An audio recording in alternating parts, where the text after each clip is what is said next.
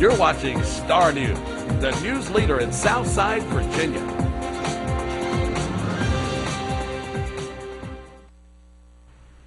All right, everybody, we are back. I'm Jessica Robinson. We're live tonight, and the number's on the screen. It's 434-549-8548. Press 1. You'll be live with us in the studio. I want to introduce my guest. Some of you may have already been aware of him thanks to his other appearances with Charles Rourke on our station. But Merle Rutledge, thanks for coming by the studio. Oh, it's a pleasure to be here. Yeah. Now, Merle is a political activist and a community activist, and you've been back in the area back and forth, and you're beginning to sort of help people and represent people with their legal issues, right? Not with their legal issues, but with their complaints, yes. Okay. Now, one of the things we're going to be showing you tonight is arrest video. After the first commercial break, you're going to see arrest video from a local arrest with the Danville Police Department. So we do want to make you aware of that.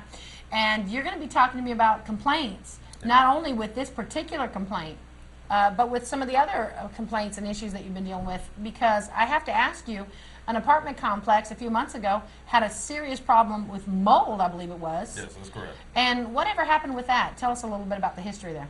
Well, what they have told me is that they had made the necessary corrections to the apartment complex, but it was definitely a dangerous situation as far as citizens that was living there and what they was inhaling, and pretty much being exposed to mold, not only on them, but as far as the furniture, stuff like that. So in this meantime, I'm very happy with the response that they have made, and also I would like to thank actually Danville City Councilman John Gilstrap.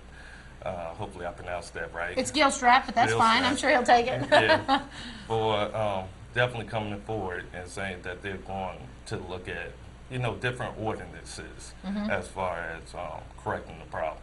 So how is it, by the way, that you're becoming an activist and people are reaching out to you? How do they know about you? I think it's word of mouth.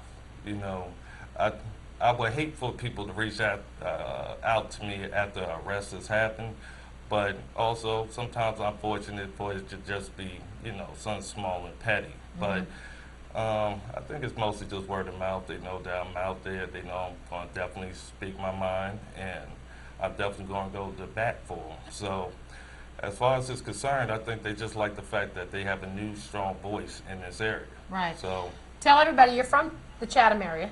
Yes, I'm from the Chatham area, but I was born in Irvington, New Jersey. Okay. And I spent my, middle school and high school years down here.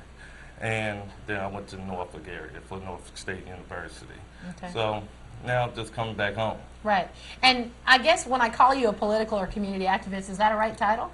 Well, some call me a civil rights activist, and that's what the newspapers have labeled me. And realistically, I fall more into that title. Okay. Yeah. And that's pretty interesting because, of course, we have you on in the month of February. And, we want to acknowledge Black History Month. And I heard someone talking recently about, the continuation of what's called the nonviolent movement.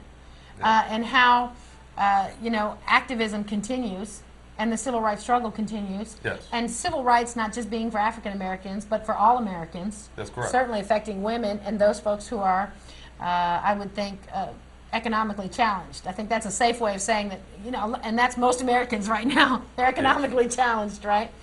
So you come back to the area. For folks who don't know your history, what happened in the town of Chatham with the mayor? I mean, did you